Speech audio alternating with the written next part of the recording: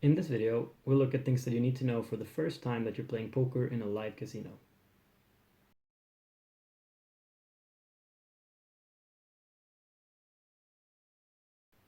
First, we're going to look at betting and calling and racing.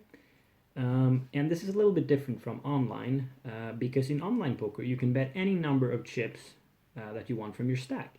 But because in live poker you have physical chips, you can't possibly get to every single number. It has to be in increments of the chips that you have. So for example, here I have green 25 chips, black 100 chips, purple 500 chips, red 1000 chips, and yellow 5000 chips. So any bet that I can come up with these, I can bet.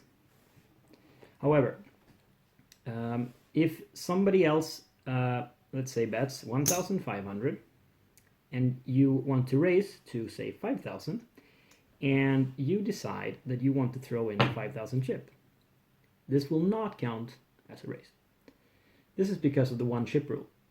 And this is one of the most important things to know for the first time going to play live poker. The one chip rule states that if you throw in a single oversized chip, that means that this 5000 chip is larger than the 1500 that's already in, and don't say anything, it automatically counts as a call. What you want to do, if you want to raise to 5000 at this point, you have to either throw in the 5000 chip, and before you throw it in, you say, raise it. And you could have also said, for example, raise it 4000, and then you just throw it in and it counts as 4000. Or if you don't want to do that, if you don't want to talk at all, you simply count out 1000, 2000, 3000, 4000, for example, and you throw all of these chips in. That will also work. The important thing to note is to be clear about your actions. If you are uncertain what to do, always say your actions out loud. Say raise or call or whatever you want to do. That's really the important thing, because a lot of people get confused by this one chip rule. Let's look at acting out of turn. As you know, hopefully, if you're intending to play in a live casino, the action goes from the button and around the table, with the button acting last. And let's say that one player before you, let's say that the button is somewhere, and there's a player in between you and the button that has bet, and there's no other player in between. Then it's your turn, and you can look at your cards and say, I have king 3 on this board, I fold, and you fold. But if it turns out there's another player in between, sitting here with his chip stack here, and you look at your stupid king 3 and you're like, damn it, why did I play this hand? I'm such a bad player, or whatever. And you just look at it, you see the bet, and you're like, damn it, and you fold your hand, or something like that. Not even face up, just folding the hand. And this player hasn't acted, you've done what's called acting out of turn. Which generally you won't get a penalty for the first time. It depends a little bit on the casino, but generally they'll tell the sort of the floor manager or the brush, whatever they call it, where you're going to play. And if you do it again, you might get a penalty for acting out of turn, because obviously it's not fair from a gameplay integrity perspective. So definitely make sure to know when the action is on you. And if you don't know, the dealer will make it very clear by pointing at you or saying, it's your turn, sir, whenever it's your turn, so that you know. So be careful about folding out of turn. And the same, of course, goes for racing out of turn. Let's say we had aces instead. And this player in between still was here, and this player had raised, and we wanted to go all in, and we put all our chips in. It's the same thing. We need to wait for our turn, and that's very important.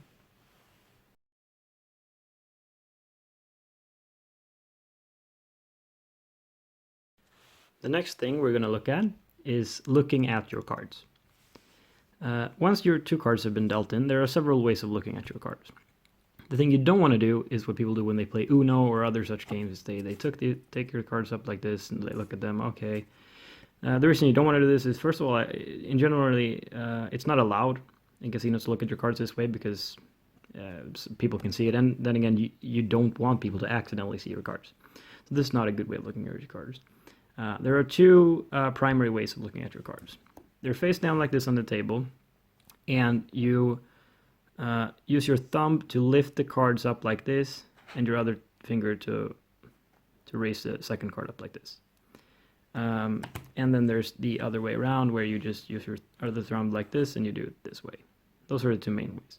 Now, as you see, if I do it like this, it's pretty clear that my opponents from either side could actually see my cards now. So what you want to do is, if you use this method, you want to do something like this, where you protect with your hand like this, so that no one can see your cards.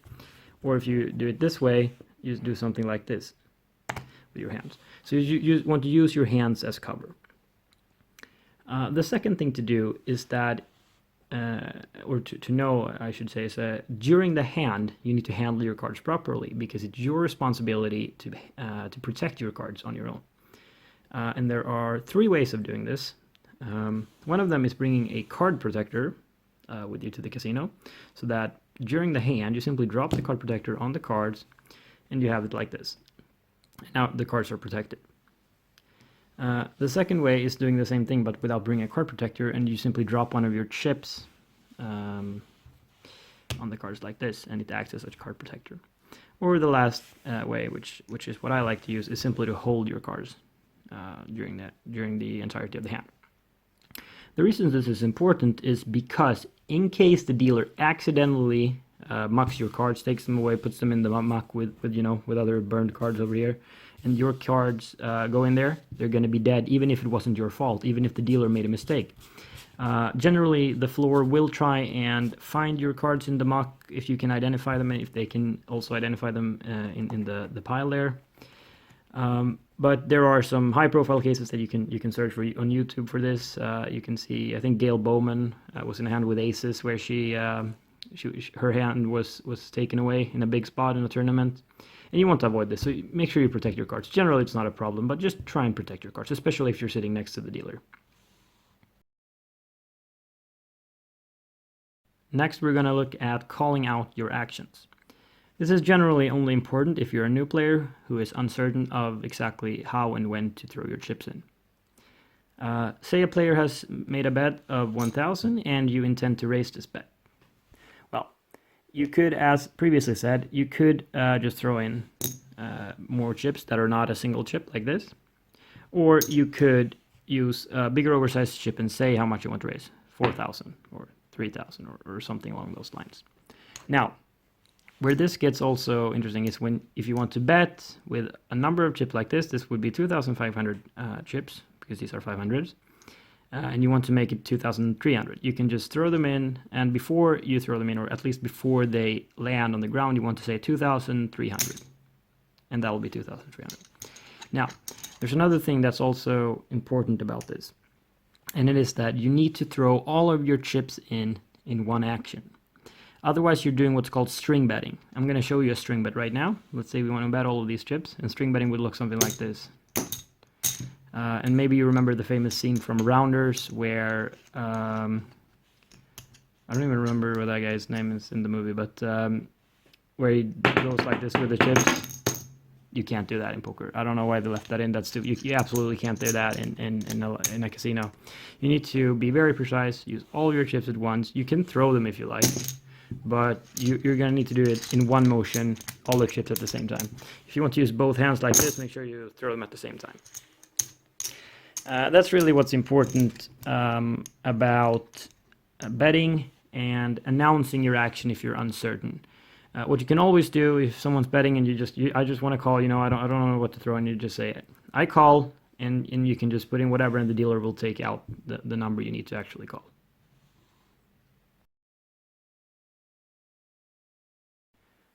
Next up, we're going to take a look at stacking your chips. Let's say you've gone to the river versus your opponent. You're holding the ace-ace, and your opponent holding the 7 deuce, and the board is ace, 7, deuce, deuce, queen. You will obviously win the spot with aces full of deuces versus your opponent's deuces full of 7s. Okay, so we muck your opponent's cards. They go away. The cards are no longer important. You've won the pot. Now, what we're going to look at is the chips. Okay. Now, you get this huge pile of chips here.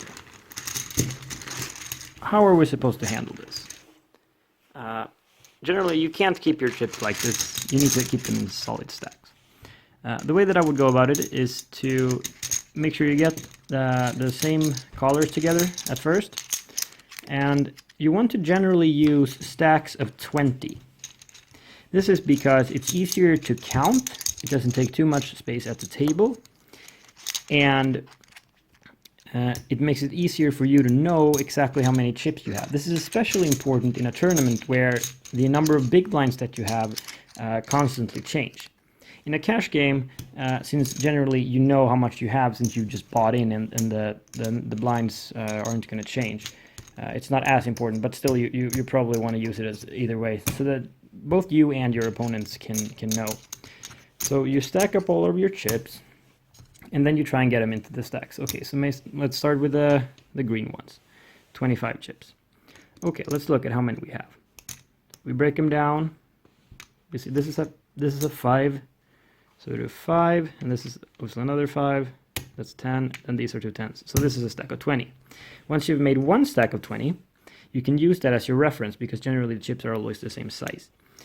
This means that you can do this, and you can say, okay, there's 20. And then these are all the blacks that you have. Well, I guess we have to do it like this. We don't know exactly how many there are, but we know that they're, 12 or 13 or something like that. It doesn't really matter. Now, you have these other chips that you don't need to have all of your chips separated like this by color. That's not necessary. Generally, if you have some chips that are much larger than the others, you can stack those big chips together. Generally, what I like to do is something like this, where I have my biggest at the bottom and then going down. And this stack will be somewhere together with my other ones.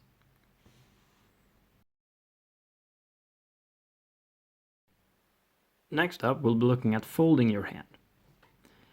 At this point, it's important to know a couple of things. Let's say you have this hand, or maybe if you want to look at it this way to be proper, and you need to fold on this board facing a bet. You could just slide your cards into the dealer and say, I fold. You could also throw your cards any way you like. What you want to do is, if you're not a good thrower, you might want to practice this at home so that you don't do something like, well, that didn't work out. If you do something like this, and you accidentally expose your cards. That's something you don't want to do. You can't expose your cards. Now, you can throw them, if you can, directly into the pile of mucked cards. What you want to avoid doing is throwing them either into someone else's cards, or maybe don't splash the board like this. You don't want to do that. So if you're going to go for the throwing method, at least try and throw them somewhere where there's a clean area, so the dealer can slide them themselves into the muck like that.